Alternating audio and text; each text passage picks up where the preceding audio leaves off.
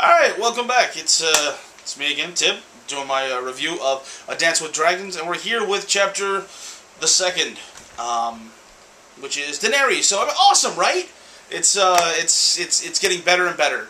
It's like George R.R. Martin's kind of making up for the fact that, well, we're all a little bit pissed off with all the characters we got stuck with in A Feast for Crows. I, for one, am glad to see some of these familiar faces, and most importantly, no Sansa.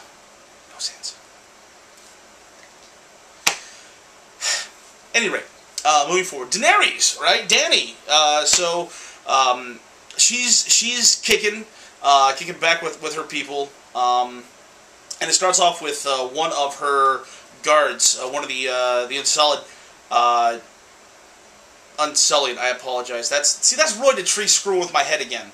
Because that whole, when he first introduced all those guys, I could have sworn he was saying Unsullied the whole time, which made no sense if they were, this like big bad army. So at any rate, one of her guards is dead. I mean, just killed in the streets, out in the open, and they're supposed to, I guess, travel according to her like 2 by 2, but this guy's off duty, right? This guy clocked out for the day, and he's going to go hang out at the pleasure houses, which is kind of weird for a eunuch, but I guess everybody needs a little bit of love. I guess they like to be held and told they're special. I don't know. Eunuch love is something of a mystery to me, but nevertheless, that's where he was headed apparently, and it didn't work out so great, and now he's dead. So she kind of says, okay, well, from now on, everybody goes in pairs. I don't care if you're on duty, off duty. You guys have to team up, because there are people out there, and they're growing, that apparently don't like us all that much. Because we took over their town and killed them, took all their slaves, freed the slaves, and then forgave them for any crimes they committed against the slave holders. So kind of easy to understand why maybe some of the former slave owners might be a little pissed off towards her. But at any rate, she goes around and she's talking about, I love the bunny ears. I thought was excellent. He who wants to be king of the bunny must have the bunny ears or bunny hat or something to that effect. And I apologize for butchering that line, but it was a good line. And so she puts on this stupid regal garment that I guess rich people wear in this land, which is specifically designed so that you have to hold it or else it falls off. Which is, I mean, that's just truly the sign of,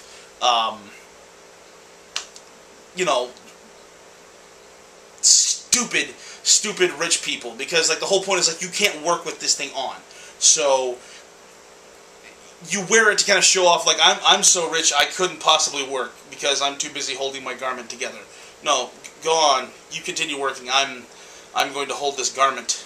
I'm that important. So, at any rate, and she checks in on the dragons, who are just, I guess they're getting a little rambunctious because, well, I guess they're latchkey dragons at this point. They don't really have anybody. She's not there to watch over them because she's too busy. And we soon find out why she's too busy. She's holding, like, I guess, some kind of court for all her peoples. And so she's bringing people in, and they're making all these offers, and they're bringing her gifts, and people are from these rich lords from the free cities are coming and offering her proposals for like the 5th and 6th time, and she's all kind of sick of it, and she's alternating between rich people and poor people, back and forth to kind of prove that, I guess, everyone is loved in the mother's eyes. And one guy comes for, like, I think the 6th time and says, hey, I really want you to open up these fighting pits. This is a, well, no, she tells him, I'm sorry, she's like, let me guess, you want me to open this back up again? I can make this argument for you. And she goes, like, point for point, like, this is what you're going to say, this is what you're going to say, this is what you're going to say. And he's like, yes, absolutely, I'm convinced. And she's like, that's great, I'm not. And then promptly kicks him out. Nicely, but she kicks him out.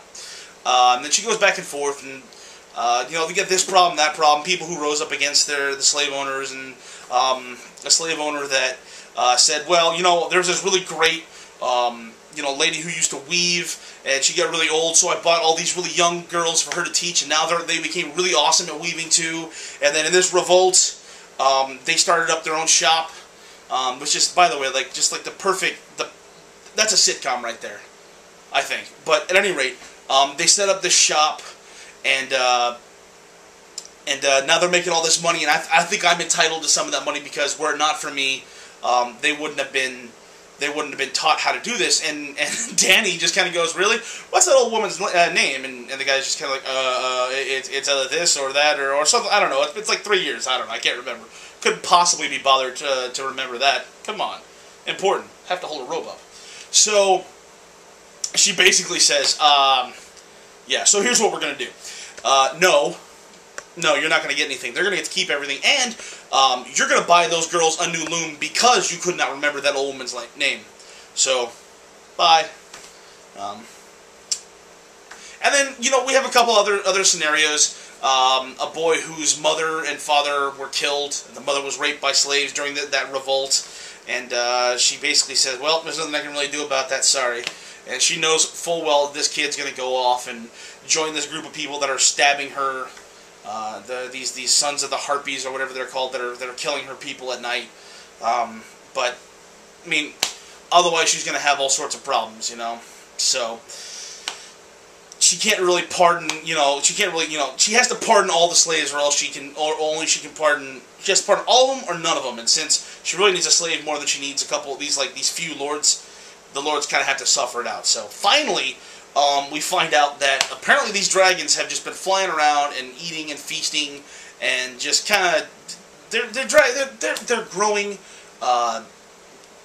dragons in their adolescent youth. They're kind of rebelling and going off and finding their own food, and it's well, they're healthy growing dragons, and so they've been going out and killing livestock, and they've been kind of venturing far and wide, and these people are kind of like, oh, I have charred bones, and she's just kind of like, yeah, but you cook things on a fire. How do I know you didn't just cook all that and whatever? Fine, just pay them. But in the future, you're going to have to go up to the altar and basically swear an oath to your God that this is true.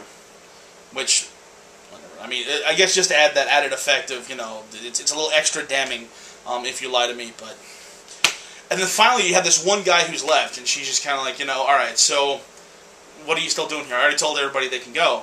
And he's just kind of like, well, and he's kind of stuttering and mumbling, and she goes, well, what do you have there? He's holding a sack, and he says, more charred bones? Seriously, I just told them, we'll pay him tomorrow, all right? Just show up at this time, you get your money for whatever livestock, and I guess, whatever. He opens up his bag, pours out the bones, and it's a child's bones, so, her dragons have been going out, and obviously, now they have their eyes set on something other than sheep and pigs and various livestock. So, Danny is just absolutely horrified by this.